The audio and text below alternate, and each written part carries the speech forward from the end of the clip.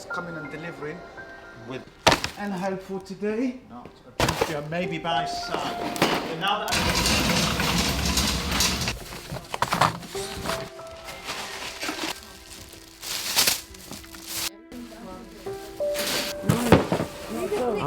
Would you like?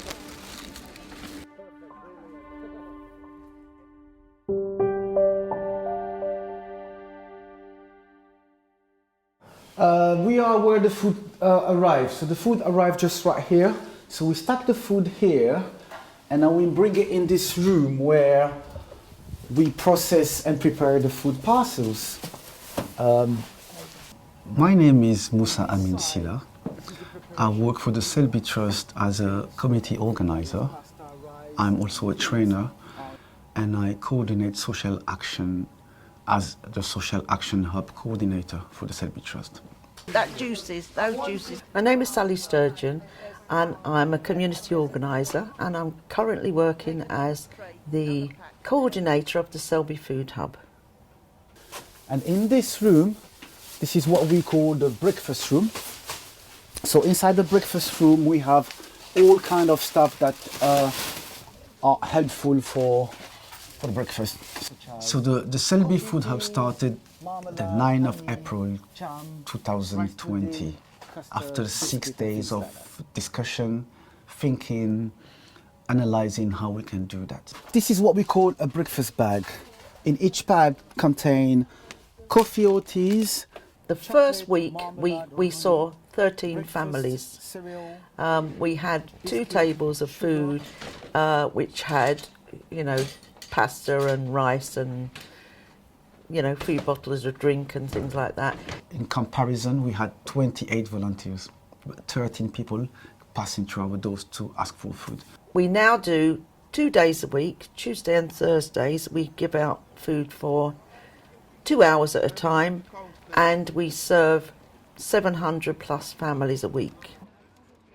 Which represent around 3,000 individuals in the borough of Haringey and further afield. It's been huge, and it's just snowballed. Can you stop, please? So when Musa and I set up, we said first and foremost our ethos would be whoever needs food will get food. Hello, what's your name, please? The idea was that just take information on people of their name, their postcode, so that we can have the area that they come from. Majority is N17 in this side of Haringey. How many children they have, how many people in the household, and whether they're on any kind of benefits. But whether they are or not, they can still come and get food. What size nappies would you like? 3. Can I have some size 3 nappies, please? Sometimes it's very chaotic, but it looks chaotic, but it works, and it works in a great way. A lot of them faced so much struggle and so much hurdles to get their vouchers, go through the system and get processed. I'll give you an example. Somebody who get into benefit before, from the claim, the time of the claim, to meeting an advisor, we've seen people that have waited between 3 to 12 weeks. Sometimes more when the situation is more complicated. Okay. Our idea had always been from the beginning that if people are prepared to queue for 2 and sometimes 3 hours, they need food. If you don't use them, and that once they're cold, if you don't use them, you can put them in the freezer. So, and we made the access to food as much simple as possible. We wanted people to feel comfortable with that. As much as we could, we wanted to provide this food and people come and take the food with dignity and feel fine with that. The first day when we started, we mobilized everybody that we knew in the local area. A lot of our volunteers and a lot of our people that sit in our network was part or member of mutual aid groups. The mutual aid groups in Haringey were absolutely brilliant because they became They started off as just people who would knock on their neighbour's door and say, you know, are you okay? Do you need me to get anything?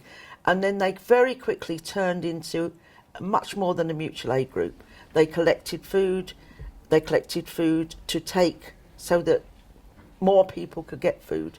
The idea caught on really quickly, and we've had a fabulous response, I have to say, from every area of Haringey, and especially in the west side of Haringey.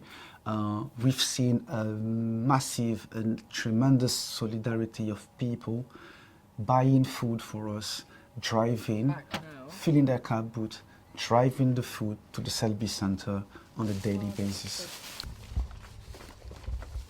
I am bringing a delivery from the Food Bank Aid Hub, which is in Finchley, and services all sorts of different places. This morning I've been to King's Cross and back, and to Hornsey and back, and to Selby, which is my favourite. I love the pride they take in what they do. If you've seen inside, Musa so proudly showed me the murals that had been painted on the wall and plans for a vegetable garden, and that it's people helping themselves.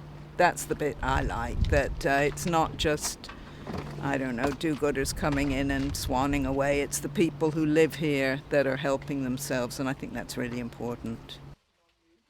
we have, you know, maybe a pallet of yogurt arriving, and we make phone calls, and people say, yes, I can take some, and I can take, and then next week they'll do it to us. They'll say, can you use half a pallet of something else? You know, it's a really wonderful community network that's built up. When they come to the food hub, they get several different bags of food, which are packed by the volunteers in advance. They get what we call a breakfast bag, which has got cereal and jam and tea bags or coffee. They get what we call a meal bag, which is kind of tinned vegetables, a tin of meat or a tin of fish, and something else like tinned custard or rice pudding, something for a dessert, and various different bits and pieces like herbs and some soup maybe. And then we have fresh fruit and vegetables that we try to make sure people get all the time. So in this container we have shower gels, deodorants, washing up liquids, bicarbonate soda, tablets, dog food, cat food, soap. There are nappies, there's a baby food, we have liquid baby food as well, sanitary towels, so for each female there's a sanitary towel that goes well, but we also have the incontinence pants for adults. We do not only service individuals, but we also service community group such as the Bruce Grove Youth Centre. This is Zephaniah, who came and collect food for the Bruce Grove Youth Centre. So they service 128 families on a weekly basis. So every Wednesday they come here and we give them enough food for their people. So I'm going to give him some breakfast because we have excess, cereals, some coffee teas, which is very important, some sugar. I gave him honey already, a bit of biscuits, and I'll give him chocolate paste because they love chocolate paste in there. Right now we feed about 219 people, so a total of about 120 something families. Yeah. Like the COVID period where a lot of families were isolating and they wasn't able, and a lot of them wasn't able bodies to get outside of the household. It was very important because it was delivering at the time as well. So when COVID first hit, we had never closed. We was always going out every single Friday, even doing deliveries to these vulnerable families that weren't able-bodied to come out of the household. So some of that have disabilities and things like that. They were able to receive food, and whereas there was some families that wasn't able to get out, so they didn't have any kind of help or care. So yeah, it's been really important for them. Some people come and they're cooking for a handful of pensioners once a week, and right up to people who are working with homeless, and they're coming to us for food which doesn't need to be cooked. Currently we work with 34 different local groups. So that's a particularity. Usually food bank service individuals only, and we do also serve a community group. Yeah, so what we would like to do is to make that have a transition from a food provision only into a kind of community hub where you can come for like a one-stop shop. You can come for all sorts of things, or just come and have a cup of coffee if you want. That is the end goal. Maybe a couple of years down the line, but that's the end goal. We don't want to be the center of Haringey or London in terms of food provision. We want to inspire other people to start something similar. So if somebody feels that they want to open a food bank, no matter how they want to call it, or like a food provision in their own set, we can teach them how to do it. We can kickstart them, provide them supply, but always remind them that they should not be 100% relying on us. They need to learn and understand the process until a point they can become, we support them until a point they can become independent and start running their own food bank or food hub in their own right. My aim is to turn the food hub as a place where people can give and take at the same time. Again, as we said, we don't want to create a dependency, and we don't want to keep people to come all the time, forever, just to take food and go. The idea is to remove them from this situation. They have a kickstart of support, knowing that there is a support in the community, knowing that they don't need to go to extreme because something is in there, but do not stay, but take it as a bounce back. And that was really, really, again, heartwarming to see people completely powerless, don't know how to start, to actually after 2 weeks feeling galvanized. I'm going to speak to my neighbor. I'm going to speak to my councillor. Oh, I know that this local business can help me. Oh, Musa, you know what? Next week I'm going to try to do this. It's beautiful. I mean, it starts from zero to something. And I think what we created throughout the work we've done at the Selby Food Hub is really giving hope back. That's the power of community organising, giving those people that empowerment, if you like, to say, I can do this. And saying to people, they say, well, I've always wanted to do some.